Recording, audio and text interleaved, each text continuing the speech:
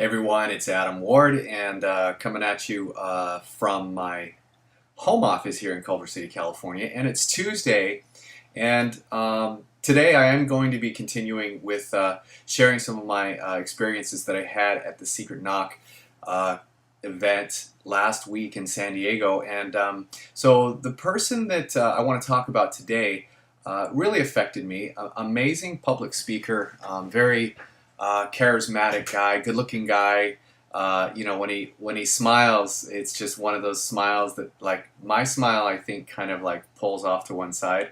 But when he smiles, it's all teeth, and but that's a good thing because he's a really good-looking guy. He's got great teeth, and just has a great story. And so the gentleman that I'm referring to, his name is James Malinchak. And some of you may be familiar with him. He's a public speaker, but he also is a self-made millionaire, and he was on the ABC reality show called Secret Millionaire. Personally, I never saw the show. I'd never even heard of the show. Maybe some of you have seen it and have seen that particular episodes that James was in. But when he was talking about basically he shared a story about how ABC approached him to use him as the one of the people in Secret Millionaire. And great story, but what I want to share with you is what he was saying about the experience that he had. And he was saying, this is really interesting. He said one of the greatest gifts that God ever gave him was when he had found out that his sister, Vicky, was diagnosed with brain cancer, a brain tumor. And I thought that was odd, but then he went on to say, and it's because that he was that he had the ability to spend the last 3 months of her life with her, close by her.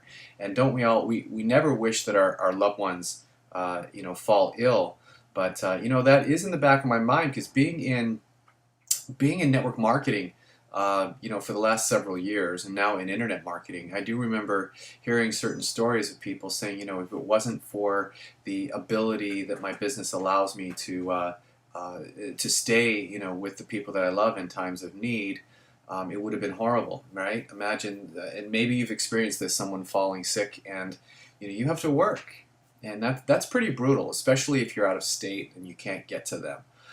So,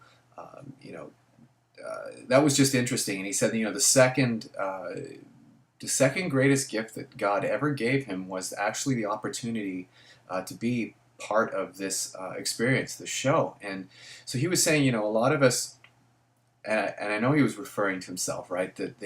He says a lot of us drink our own Kool-Aid, meaning, very, very successful person and public speaker, lots of accolades, and starting to believe the things that people are telling you is kind of dangerous, right? And especially when you see people of other position, if they've got titles or if they have ranks, right? I know that the people that I'm personally working with that are making incredible amounts of money are incredibly humble, and that's inspiring to me. I just did a video yesterday talking about getting my own ego out of the way. And I had a conversation with one of my friends this morning in the gym, and he said, "Well, what do you think that means, getting your ego out of the way?" And I thought about it for a minute, and it was really more about not so much the outward ego, although I do recognize that I have that. Being an alpha male, it's tough to balance for me, being aggressive and passionate and wanting to help people and having that come across to certain people in a not so positive kind of way. But it was really more about the inward, how you think about yourself, and you have to love yourself, and you have to know that you're destined for greatness, because I know we all are, right? No matter what you believe, whether it's your belief in God or your belief in someone else, whether you look up to someone, understand that we all have greatness inside of us. So for him, it was really saying, this kind of put him in check, and really made him realize how some people were richer than him, meaning not financially, but richer in spirit and in giving and service. So he was basically dropped into a ghetto area of Gary, Indiana, and he was tasked with finding people that are doing good and giving back within a community that definitely needed help. And so he said he had one conversation with a gym teacher that was taking care of several young girls in the community, and there was one point where he was breaking between I believe some of the filming, and he went to a coffee shop. Um, he wasn't given anything. He couldn't take credit cards, his cell phone. The only thing that he could take was his driver's license and his medical card with him as he was doing this show. So he had a per diem, or basically a daily allowance that he could spend, and it wasn't very much at all. I mean, it was I think might have been like $40 or $50 a week. I mean, something really really small. So he goes to this coffee shop with this gentleman, and he said, you got a cup of coffee, and he said, I'm sorry, I don't have enough money to buy you a cup of coffee. And the gentleman said, are you kidding? Uh, it's on me.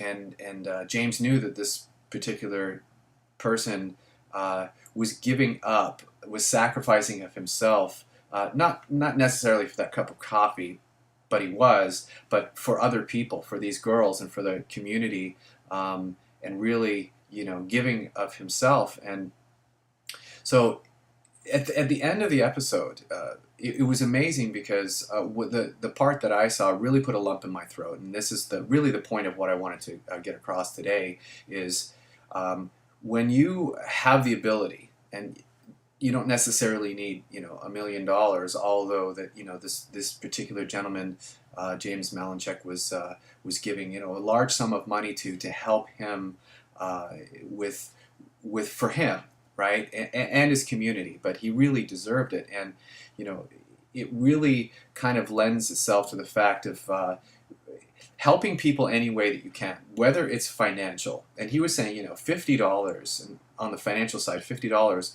can make such a severe impact in someone's life. But also mentoring people, and just like, I don't know who's going to see this video, but I hope that the message that fell on me through this series of videos falls on you, or falls on someone that that you're telling about this video in some way, in some form. So it's really all about, it's not just about making money. Money is the byproduct of success. Good health is the byproduct of success. Great relationships are the byproduct of success. So moving towards success is definitely a journey. I don't think it's necessarily a destination. And the theme of what he was talking about was so incredible that even a gentleman that had so much money that money wasn't an issue for him. He said that he went, and after that experience, again, the second greatest gift that God ever gave him, he referred to as this experience. He became a richer man, not monetarily, but emotionally and spiritually, as a result of this whole experience. So that's James Malinchak, and that's the story that he shared with me, and that's the story that I want to share with you today. Hope you enjoyed, and I really look forward to sharing some more inspiring information about some incredible leaders that I met here at the Secret Knock event last week. Have a great day, and we'll talk to you tomorrow. Take care.